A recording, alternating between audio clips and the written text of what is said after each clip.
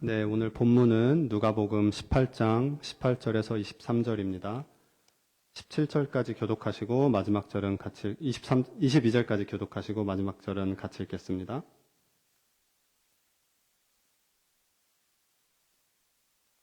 어떤 관리가 물어 이르되 선한 선생님이여 내가 무엇을 하여야 영생을 얻으리이까?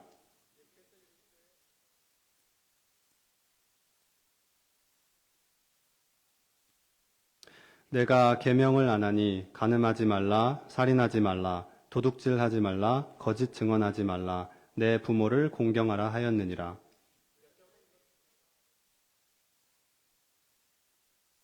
예수께서 이 말을 들으시고 이르시되 내게 아직도 한 가지 부족한 것이 있으니 내게 있는 것을 다 팔아 가난한 자들에게 나눠주라.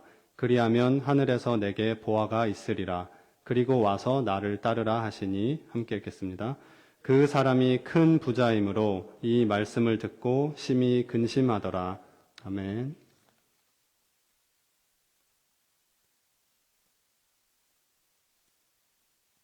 잠깐 말씀 놓고 기도하겠습니다. 주님, 오늘 이 말씀을 통하여서 주님께서 우리에게 들려주시고자 하는 귀한 말씀 허락해 주십시오. 주님, 무엇이 진리인지, 무엇이 진정한 하나님의 말씀인지 우리의 지혜로는 채 깨달을 수 없습니다. 그래서 이 시간 주의 진리가 필요합니다. 성령 하나님, 오늘 이 시간 우리 가운데 임하여 주시옵소서. 그래서 각 성도 가운데 하나님께서 직접 말씀하여 주시옵소서. 감사합니다. 예수님의 이름으로 기도하였습니다. 아멘. 여러분, 우리가 살면서 대화하거나 이제 교제를 하다 보면 은근히 은밀하게 하게 되는 일이 있어요. 바로 대화 가운데 상대방의 삶의 이력을 나름대로 그려보는 일입니다. 말투를 통해서, 표정을 통해서 어떤 이야기에 공감하고 어떤 이야기에 불편해하는지를 보면서 이 사람은 어떤 환경에서 자랐을까, 어떤 경험을 해왔을까를 조심스럽게 짐작해 보는 거죠. 예를 들면 문을 여는데 문을 이렇게 잡아줘요. 그럼 이제 우리 마음 가운데 어떤 거를 파악했어요. 배려심이 있는 사람이구나. 그죠? 우리 좀 아까 우리 태규 집사님이 우리 수현 집사님 물을 이렇게 먹여주더라고요. 네. 저 보면 어떻게 해요? 참 힘들게 사는구나. 또 보고, 배려심이 있구나. 뭐 이렇게 볼 수 있겠죠. 우리가 뭐 각자 나름대로 사람을 파악할 수가 있습니다. 때로는 우리의 예상이 맞기도 하고 전혀 다른 삶을 살아온 경우도 있지만 우리는 자연스럽게 대화 가운데 상대방의 삶의 궤적을 읽어 내려갑니다. 어떤 사람들은 또 이렇게 행동하는 거, 이런 작업들을 부정적으로 말하기도 해요. 본인이 스스로 드러내지 않은 과거를 어떻게 자기 마음대로, 자기 기준으로 해석하는가라고 생각하는 거죠. 그런데 동시에 여러분, 이런 방식은 우리가 하려고 하지 않아도 자연스럽게 일어나는 일인 것 같아요. 다른 사람에게 상처를 주기 위해서가 아니라 그 사람을 파악해 어떤 이득을 취하려는 것이 아니라 상대방을 이해하고 불필요한 오해와 마찰을 줄이기 위해서 헤아림의 차원 가운데 우리가 이런 일을 해나가며 살아갑니다. 가령 남녀가 만나는 맞선 자리나 교회의 소그룹 같은 모임 자리는 면접 과정이 아니죠. 이력서를 내놓고 내가 이런 사람입니다. 어떤 사전 정보를 가지고 질문과 대답을 주고받는 자리가 아니라는 거예요. 대화를 통해서 그 사람의 반응을 통해 무엇 앞에서 편안해하고 무엇 앞에서 경계하는지를 보면서 우리는 결국 그 사람이 살아온 세계의 크기만큼 그리고 내가 살아온 세계의 크기만큼 그 사람의 말과 생각을 이해하게 됩니다. 여러분, 그래서 연예인들이 처음에 열애설하면 뭐라 그래요? 인정할 때 뭐라 그러죠? 알아가는 중입니다 라고 이야기해요. 근데 결국 헤어질 때는 어떻게 돼요? 이혼할 때는 성격 차이로 이혼한대요. 말이 안 되잖아요. 그렇게 많이 알아가 놓고 성격 차이로 이혼한다니. 알다가도 모르는 것이 사람 속이지만 그럼에도 불구하고 우리는 끊임없이 계속해서 서로를 알아나가는 작업들을 한다라는 것이죠. 여러분, 오늘 우리가 읽은 본문은요, 꽤나 익숙한 본문이죠. 누가복음뿐만 아니라 마태복음과 마가복음에도 공통적으로 등장하는 이야기이기 때문에 많은 분들이 아마 이 이야기를 여러 번 들어보셨을 것입니다. 흔히 우리는 이 본문을 부자 청년의 이야기로 기억합니다. 그래서 이 이야기를 떠올릴 때 자연스럽게 따라오는 결론도 어느 정도 예상하게 돼요. 돈을 너무 사랑하면 안 된다. 재물이 신앙의 걸림돌이 될 수도 있다. 하나님보다 더 의지하는 것이 있으면 안 된다라는 그런 교훈적 결론을 우리 마음 가운데 품고 이 본문을 대하게 됩니다. 여러분, 이 교훈들이 결코 틀린 것이 아니겠죠. 성경은 분명히 돈에 가진, 재물이 가진 위험성을 분명하게 말하고 있어요. 예수님이 돈에 대해서 정면적으로 말씀 안 하신 줄 알았어요, 저도. 그런데 요즘 제가 이 누가복음을 묵상하면서 함께 나누면서 깨닫게 되는 것이 예수님께서 꽤나 선명하게 이 돈에 대해서, 재물에 대해서 말씀하셨다라는 것을 알 수 있습니다. 특별히 예수님께서 대적하던 바리새인들이 무엇을 사랑했다라고 성경은 기록합니까? 돈을 사랑했다라고 말씀은 기록하고 있어요. 그런데 여러분, 오늘 이 본문만큼은 조금 더 가까이 들여다보게 되면 단순히 부자와 돈의 문제가 아니라 한 인격체가, 한 사람이 예수님을 어떻게 이해하고 있었는가, 그 문제부터 시작하고 있는 거예요. 이 사람이 지금 예수님을 어떤 존재로 이해하는가. 그러니까 이 본문은 돈이 많고 적음, 재산이 많고 적음 이전에 우리가 예수님을 어떠한 분으로 인식하고 있는가라는 질문 가운데 우리를 초대하고 있는 거예요. 제가 그리고 있는 예수님의 모습하고 여러분이 그리고 있는 예수님의 모습하고 다를 수 있다는 거예요. 제가 상상하고 제가 경험한 하나님의 모습하고 여러분이 경험하고 여러분이 상상하시는 하나님의 모습이 다를 수 있다는 거죠. 그런데 여러분, 이 다름이 결코 우리가 하나 될 수 없다라는 것이 아니라 서로가 다른 이해 가운데 우리는 똑같은 하나님을 경험하게 됩니다. 이게 참 신비해요. 서로 다른 하나님을 경험하고 정말 다른 삶의 여정 가운데, 스토리 가운데 하나님을 만났는데, 그래서 각자 인식하고 있는 하나님조차도 다른데 대화를 하다 보면 어때요? 똑같은 하나님을 우리가 경험하고 있구나라는 것을 인정하게 돼요. 참 신기하죠. 사람은 좀 다를 수 있어요. 내가 어떤 사람을 겪었어요. 내가 어떤 사람을 겪었는데 이 사람이 참 좋고 나한테 친절한 거예요. 그렇죠? 그럼 나는 그 사람을 그렇게 인정하겠죠. 그런데 우리 중 누구는 그 사람에 대해서 인식이 별로 좋지 않은 거예요. 별로 좋은 경험을 하지 않았어요. 그럼 어때요? 같은 사람을 말하는데 다른 사람을 경험한 것처럼 하겠죠. 근데 하나님은 어떻습니까?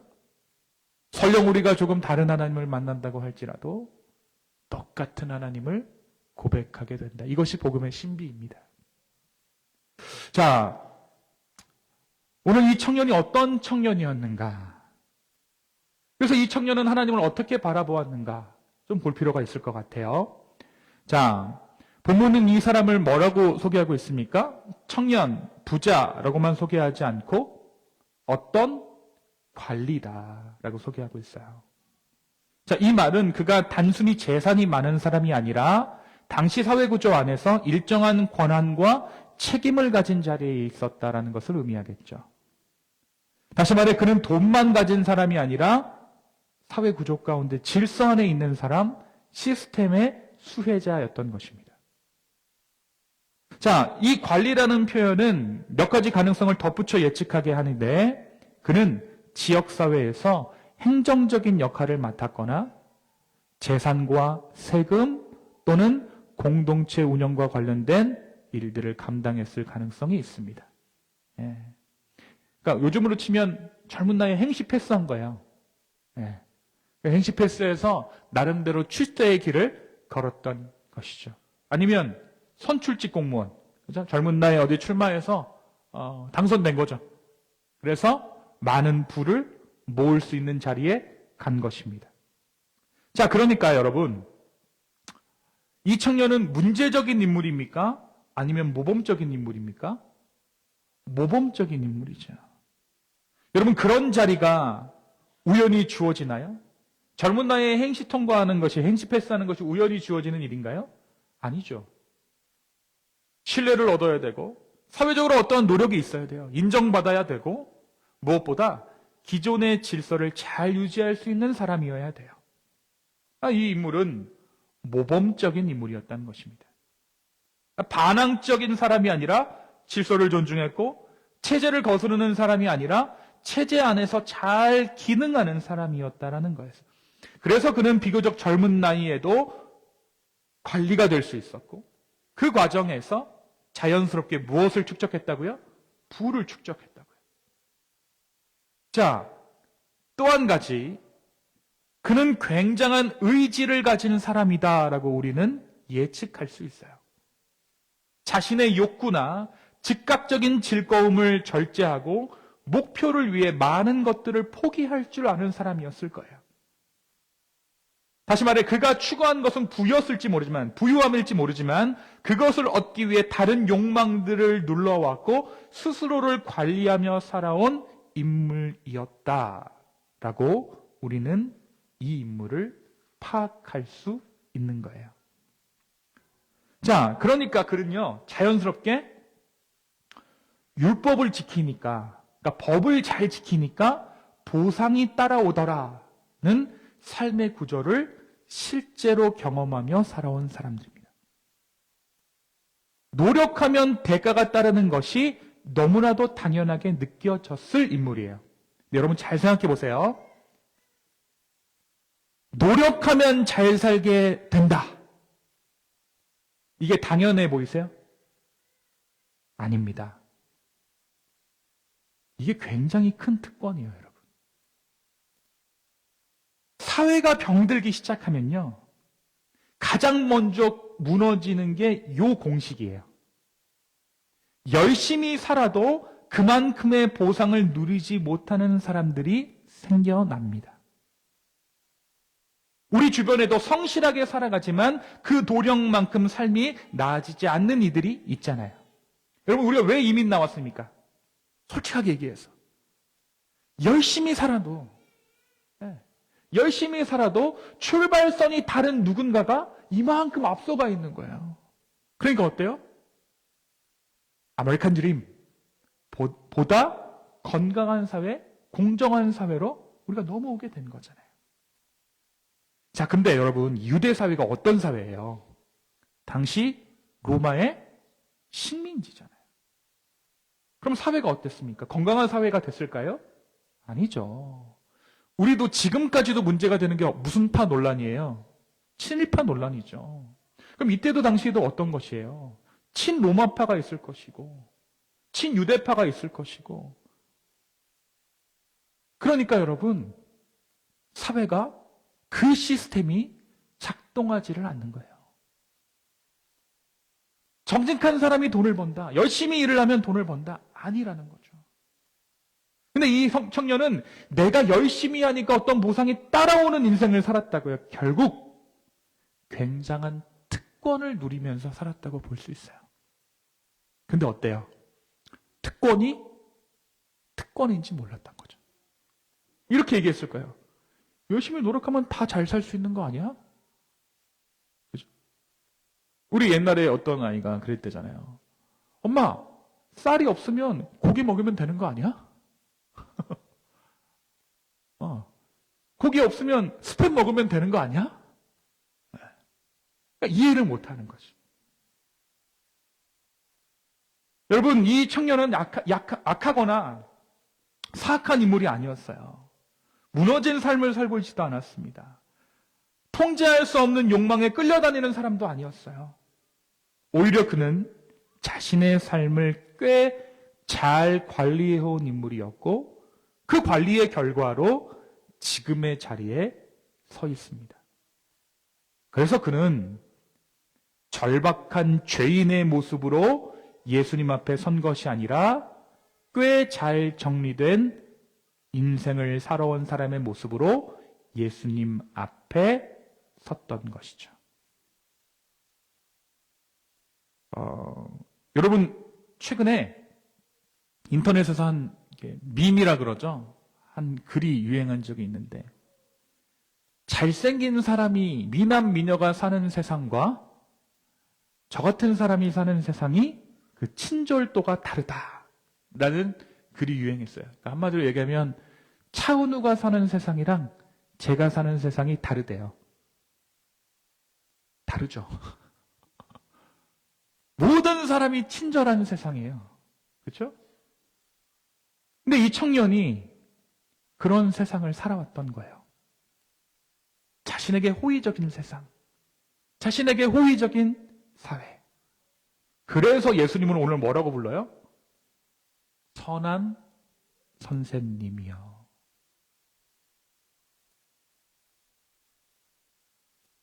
여러분, 왜 그가 예수님을 선생님이라고 불렀을까요?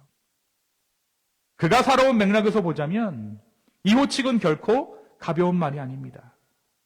그는 선함이 무엇인지 아는 사람이었고 규칙을 지키는 삶이 어떤 결과를 가져오는지 몸으로 경험했던 사람이었어요. 사회가 요구하는 기준 가운데 그는 스스로를 돌아보며 나는 꽤 잘 살아왔다고 말할 수 있는 사람이었습니다. 그런 그에게 여태까지 선한 선생님이여 라고 불러서 기분 나빠할 사람이 한 명도 없었다라는 거죠. 처세였던 거예요. 선한 선생님이여 하는데 누가 기분 나빠하겠어요? 더군다나 어느 정도 관리직에 올라있는 사람이 선한 선생님이라고 불러주면 오히려 나를 높이는구나, 고맙다. 그래서 마음을 활짝 열었겠죠. 차은우의 미소처럼 여러분의 마음이 열리지 않겠습니까? 앞에 나와서 무슨 설교가 필요하겠어요? 한번 빙긋이 웃어주면 다 은혜 받고 돌아가죠. 그렇죠? 저야 그게 안 되니까 여기서 7장짜리 8장짜리 설교 써서 여기 서 있지만 그런 거예요. 자, 그런데 나름대로 비하의 언어가 아닌 존중의 의미를 담아서 선한 선생님이여 했는데 예수님이 정색하시는 거죠. 야, 하나님 외에 선한 것이 없는데 왜 나를 선하다고 하지? 정색하는 거예요. 첫 번째, 인생에서 만난 장애물이었던 겁니다.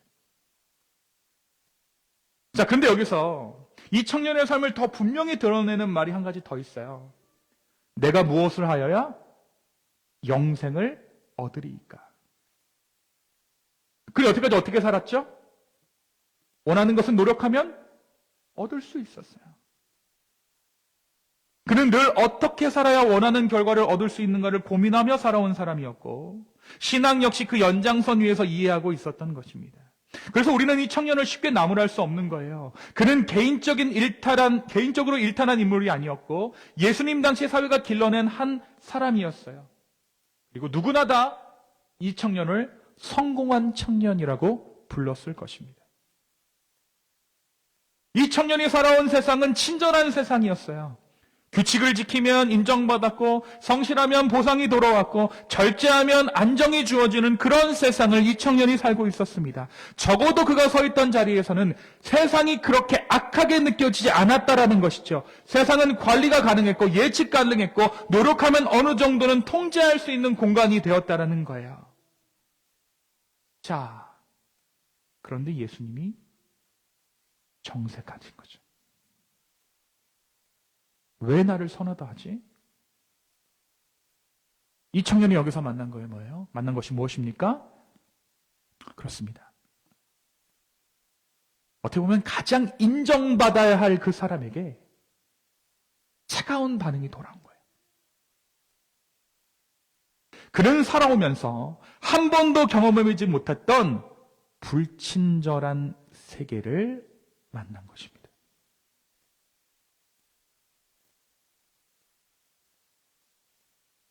여러분, 저희 한국에서 이제 식당을 하잖아요. 저희 부모님이 참 미소가 인자하신 분들이었어요. 근데 어느 순간 가니까 얼굴이 미소가 없고 험상궂어지시는 거예요. 왜 그런 줄 아세요? 제가 분석했어요. 방어인 거예요, 얼굴이. 방어하는 거예요. 웃고 있으면 만만하게 보인다는 거죠. 세상이 그렇게 불친절하니까 내 얼굴 가운데 표정이 사라지는지도 모르고 그렇게 사는 거예요. 기본적인 디폴트가 저 사람이 나한테 컴플레인 하겠지, 나한테 힘들게 하겠지. 그럼 어떻게 해요? 얼굴 어둡게 하고 있는 거예요. 아무 말도 못 걸게. 말 걸지 마, 말 걸지 마, 말 걸지 마.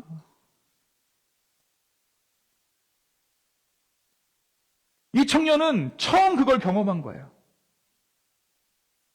내가 선한 선생님이요 라고 부르면 다 좋아했는데, 내가 생글생글 웃으면 적금하면 다 좋아했는데, 얼음장처럼 차가운 반응을 만난 것이죠.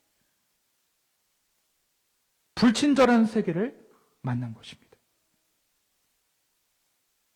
정확히 말하면 복음은 그가 익숙해온 방식으로는 전혀 친절하지 않았다라는 것이죠. 그에게 불친절한 존재가 딱 한 번 있었는데 그게 뭐라고요? 복음이었다고요.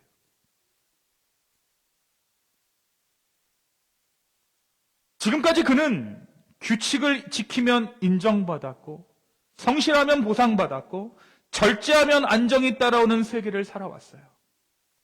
그의 세상은 언제나 이해가 가능했고, 합리적이었고, 예측 가능했고, 관리 가능한 곳이었습니다. 그런데 예수님은 그 익숙한 질서 안으로 들어오지 않으시는 것이죠. 자신의 질서 가운데 예수님이 가둬지지 않는 거예요. 오히려 그 질서를 흔드시면서 그의 질문 자체를 되돌려 주십니다. 너 왜 나를 선하다고 해? 하나님밖에는 선한 분이 없어. 복음은 이 청년의 성실함을 칭찬하지도 그의 선함을 인정해 주지도 않았습니다. 예수님은 그가 평생 의지해온 선함의 기준 위에 서서 답해주지 않으시고 그 기준 바깥에서 질문을 던지셨던 것이죠. 근데 여기가 진짜 성장 전환점의 포인트였어요. 자, 우리 하나가 있잖아요. 하나가 똥만 잘 싸도 우리는 그를 칭찬합니다. 그렇죠? 똥 쌌구나. 그죠? 근데 제가 이제 20살이 됐는데 사회 나가야 되는데 똥을 쌌는데 아무도 칭찬을 안 해주는 세상을 만나겠죠? 근데 주변 사람들이 똥만 싸도 아이를 칭찬한다고 보세요. 생각해 보세요. 뭔가 이상한 거 아니에요? 그렇죠?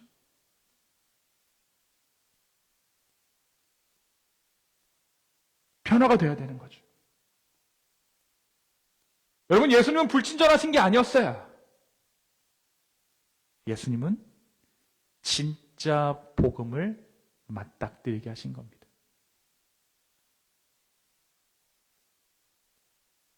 사랑이지만 그 청년이 느끼기에는 불친절했다라는 것이죠. 그 코어 밸류는, 그 중심에는 구원이 있지만 그가 느끼기에는 차디찬 얼굴이 있었다라는 것입니다. 여러분, 이 불친절함이야말로 은혜의 시작이었습니다. 그 차가움이 오히려 이 청년에게는 구원의 기회였던 것입니다. 왜냐하면 그 하나님 나라는 그 스스로가 관리할 수 있는 세계 안에서는 결코 보이지 않기 때문입니다. 하지만 이 청년은 자신에게 찾아온 이 불친절을 끝내 견디지 못했습니다. 그래서 그는 어떻게 반응합니까? 오늘 말씀 23절입니다. 23절 한번 다 같이 한번 읽겠습니다. 함께 읽습니다. 시작.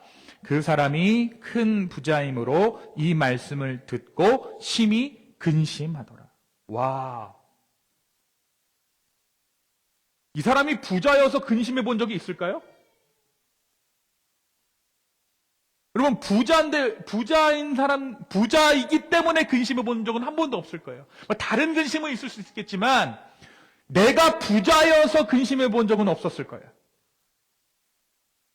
우리도 없지만, 이 청년은 다른 의미에서 내가 부자이기 때문에 근심해 본 적은 없는 거예요. 그런데 뭐라고 얘기하죠? 그 사람이 뭐이므로? 부자이므로 이 말씀을 듣고 심히 근심했다. 예수님 뭐라고 말씀하셨나요? 너의 소유를 팔아 불쌍한 자들에게 나눠줘라. 이게 예수님이 너 골탕 먹어봐라. 이게 1차원이 아니죠. 이걸 해야 진짜 하나님 나라를 경험할 수 있으니까 그에게 던진 거예요.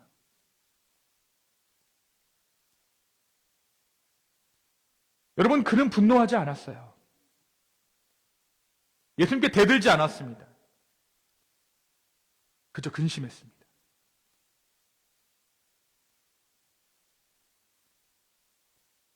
여러분, 저는 감히 이 청년이 구원받지 못했다라고 단언하고 싶지 않습니다.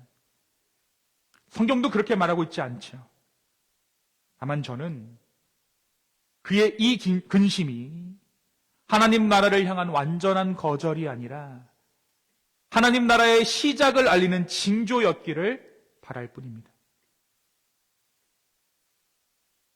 익숙한 세계가 흔들릴 때 찾아오는 이 불편함과 아픔이 언젠가 그를 다시 예수님 앞으로 이끄는 씨앗이 되었기를 소망하고 있는 것이죠. 여러분, 저 역시 이 청년과 같은 삶을 꿈꿨고 실제로 이 청년과 같은 인물들을 만난 적이 있어요. 저 여러분 보스턴에서 나름 고학했습니다. 근데 그곳에서 만난 청년들은요, 큰 어려움 없이 자라난 친구들이 있었어요. 부모의 사랑을 충분히 받았고, 경제적으로도 큰 결핍이 없었고, 학교와 관계 가운데도 큰 상처 없이 살아온 사람들이었어요. 그 친구가 저한테 이렇게 페로로쉐 초콜릿을 이렇게 보여주면서, 목사님, 이거 우리 아빠가 만든 거예요. 그 초콜릿을 자기 아빠가 개발했대요. 그런 친구들을 만난 적이 있어요, 제가. 근데 이 친구가 저한테 얘기하는 게 뭐냐면, 목사님, 저는요, 그 당시에 전도사님이었는데, 전도사님, 저는요, 세상이 그렇게 나쁘다고 생각하지 않아요. 사람들도 생각보다 괜찮고, 세상도 그렇게 악한 곳은 아닌 것 같아요. 여러분, 그 말이 틀렸다고는 생각하지 않습니다. 그는 실제로 보호받는 환경 가운데 자랐고, 삶이 무너지는 경험을 하지 않아도 될 만큼 안정된 세계를 살아온 사람이었기 때문이죠. 실제로 그 아이는요, 무난한 성격에 쉽게 감정이 동요되지 않는 성품을 가지고 있었어요. 여러분, 사람이 백지처럼 맑다라는 느낌 받아본 적 있으세요? 구김살 없이 자랐다라는 느낌 받아본 적 있으세요? 저는 그 청년을 보면서 정말 구김살 없이 자랐다라는 생각을 했어요. 꼬인 데가 없는 거예요, 하나도. 근데 제가 그 청년의 말을 듣는 순간 자연스럽게 제 안에서 이 질문을 던지게 됐습니다. 과연 이 친구에게 예수님의 십자가가 필요할까?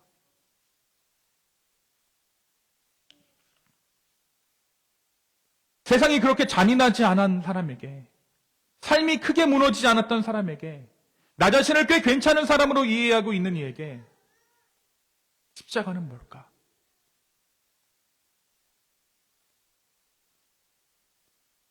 제가 속으로 너 좀 더 고생해 봐야 돼.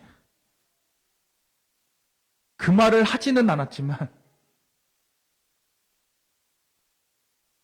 이 친구가 진짜 십자가, 예수 그리스도의 복음을 알려면 no face를 입어야 된다. 다시 말하면 하나님의 북쪽 얼굴을 봐야 된다. 차디찬 하나님을 경험해 봐야 된다. 제가 그 생각을 했어요.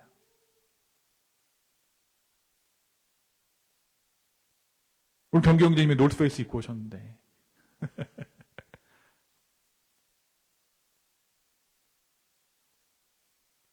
여러분, 악이 제거된 것, 고생이 제거된 것이 선이 아닙니다.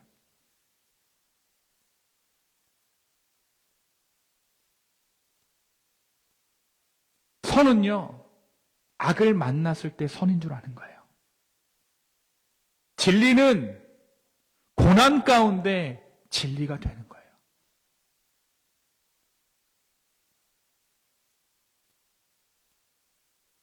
여러분, 만약 이 사람에게 주어진 모든 것을 하나님께서 거두어 가신다면 그때도 그는 여전히 하나님을 선하신 하나님이라 고백할 수 있을까 하는 질문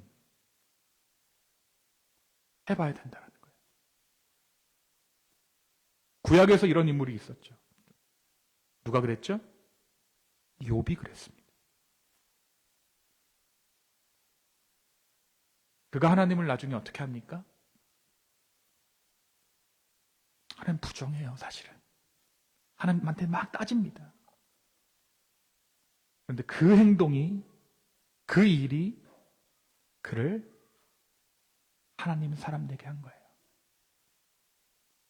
내가 귀로만 듣다가 이제는 눈으로 봅니다.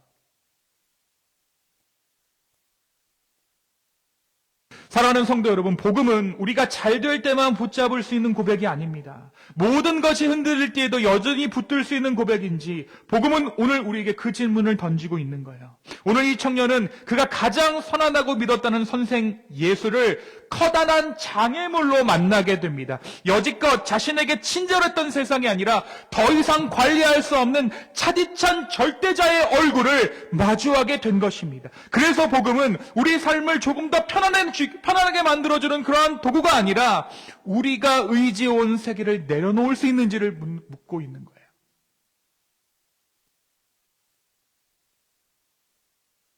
사랑하는 성도 여러분, 오늘 우리는 이 말씀하면서 우리의 삶을 돌아봅니다. 우리의 신앙을 돌아봐야 해요. 우리 역시 한 번쯤은 고민 없는 인생을 꿈꿔봤죠.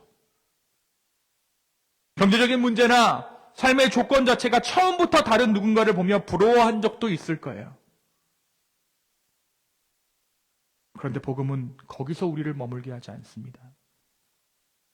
복음은 우리를 수없이 온탕과 냉탕 사이로 오가게 합니다. 뜨거운 물에 들어갔을 때, 아, 이게 복음인가 보다. 근데 막 찬물이 위에서 나오는 거예요. 아, 이게 복음인가 보다. 찬물 어느 정도 좀 적응했다 싶으니까 다시 온탕으로 나를 아, 이게 복음인가 보다. 위로하는 하나님을 만났다가, 지문하시는 하나님을 만나겠다가, 책망하시는 하나님을 만났다가, 품어주시는 하나님을 만났다가, 다시 우리의 세계를 흔드시는 하나님을 만나게 되는 거죠. 그 과정을 통해 우리는 점점 더 넓고 깊고 낯선 하나님을 알아가게 되는 거예요. 낯선 하나님을 낯익은 하나님으로 알아가게 된다는 것이죠. 그리고 내가 그 어떤 하나님을 만나느냐에 따라 그 만남의 종류만큼 나는 보다 많은 사람들을 품어낼 수 있는 겁니다. 여러분, 범사에 감사하라. 어디까지가 범사예요? 범사에 감사하라. 이는 너희를 향한 하나님의 뜻이니라. 어디까지가 범사입니까? 내가 겪는 그 일까지가 범사입니다. 우리의 범사의 지경이 넓어지고 있는 거예요. 오늘 이 청년이 예수님의 질문과 도전을 통해 여지껏 한 번도 만나보지 못한 하나님을 마주한 것처럼 우리 역시 신앙의 여정 가운데 내가 알고 있던 하나님이 아닌 낯선 하나님을 만나게 될 수도 있습니다. 근데 여러분, 제가 경험해 보니까요, 공동체 예배가 참 중요한 것 같아요. 왜 그런 줄 아세요? 혼자서 예배하고 혼자서 살 때는요, 하나님 막 낯설어 죽어요. 하나님 내게 막 차가워. 아무 말도 안 하는 것 같아. 근데 예배 가운데 함께 예배하면 어때요? 내가 이전에 알던 그 따뜻한 하나님이 여기 계셨네. 그 하나님의 맥락 안에서 그 차가운 얼굴이 있다라는 것을 이해하게 되는 거죠. 이해하셨어요? 그래서 공동체 예배가 중요합니다.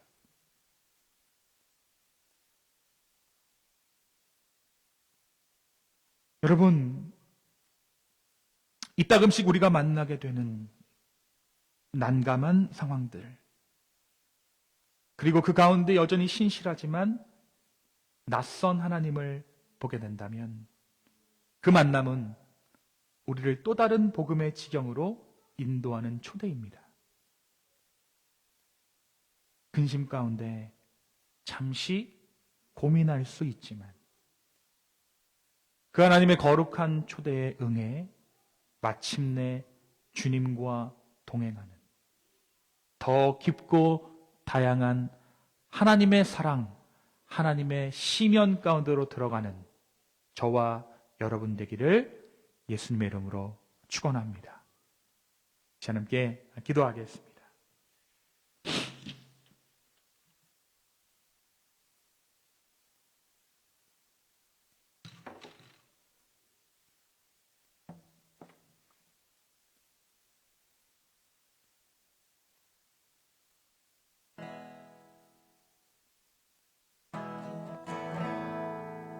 우리 자리에서 좀 일어나셔서 우리 찬양 좀 같이 드렸으면 좋겠습니다. 여러분의 고백으로, 여러분의 찬양으로 아버지께 나아가십시오. 주의 보좌로 나갈 때 어떻게 나가야 할까? 나를 구원한 주의 십자가 그것을 믿으며 가네. 주의 보좌로 나갈 때에 나 여전히 부족하나 나를 품으신 주의 그 사랑 그것을 믿으며 가네. 자격 없는 내 힘이 아닌 자격 없는 내 힘이 아닌 오직 예수님의 보혈 자격 없는 내 힘이 아닌 오직 예수님의 보혈로 십자가의 보혈, 십자가의 보혈, 완전하신 사랑, 힘입어 나갑니다. 힘입어 나갑니다.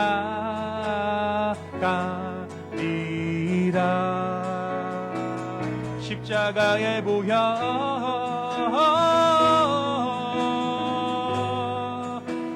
힘입어 예배하 십자가의 보혈 완전하신 십자가의 보혈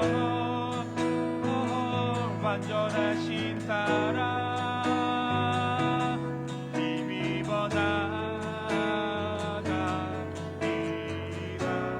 십자가의 보혈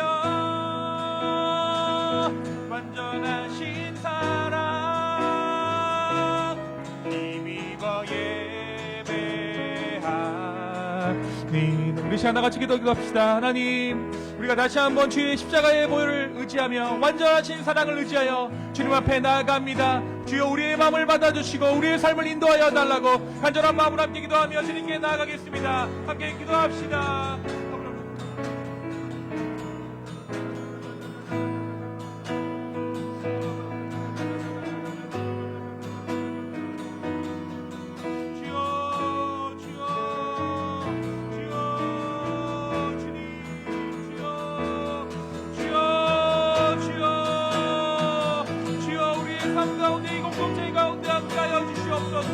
아버지 역사하여 주시기를 간절히 원합니다. 우리의 삶 가운데 함께하여 주시옵소서. 아버지 인도하여 주십시오. 주여 우리 가운데 함께하여 주시옵소서. 주님 주여 우리 가운데 함께하여 주시옵소서. 한 사람 한 사람이 주 예수 그리스도의 사랑을 깨닫게 하여 주시옵소서.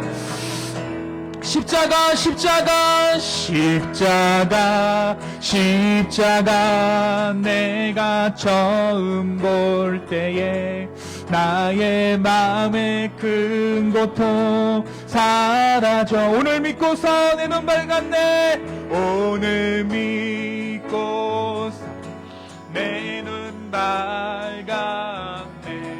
참 내 기쁨 영원하 나도 십자가 십자가 십자가 십자가 내가 처음 보는 나의 맘에 큰 고통 사랑 주님 내가 오늘 믿고서 오늘 믿고 내 눈 밝았네 참내 기쁨 영원하도다. 주님 오늘 주 예수 그리스도의 보혈의 은혜로 말미암아 우리가 다시 한번 삶의 자리 가운데로 나아가려 합니다. 때로는 이해할 수 없는 고난이, 때로는 우리가 주체할 수 없는 삶의 무게가 우리를 짓누를 때가 있지만 그럼에도 불구하고 하나님의 신실하심을 의지하여 주님 이 한 주를 살아가고자 합니다. 성령님 우리 가운데 함께하여 주시고 주의 은혜 허락하여 주시옵소서. 주님 또한 우리가 정말 부족한 예물이지만 우리의 소유가 하나님의 소유인 줄을 알아 주 앞에 구별된 예물 드리며 나아갑니다. 주여 이 예물이 쓰이는 곳곳마다 주의 향내 나게 하여 주시고 주의 영광이 드러나게 하여 주시옵소서. 이제는 우리 하나님의 사랑과 예수 그리스도의 은혜와 성령님의 감화 감동 교통하심이 이제 나의 무엇을 넘어 하나님께서 인도하시는 그 삶 살아가기를 소망하는 근심 가운데 오히려 주님과 동행하게 되었음을 인정하며 나아가는 우리 기쁨의 교회 성도분들 머리 위에 이제로부터 영원까지 함께 있을지어다. 아멘.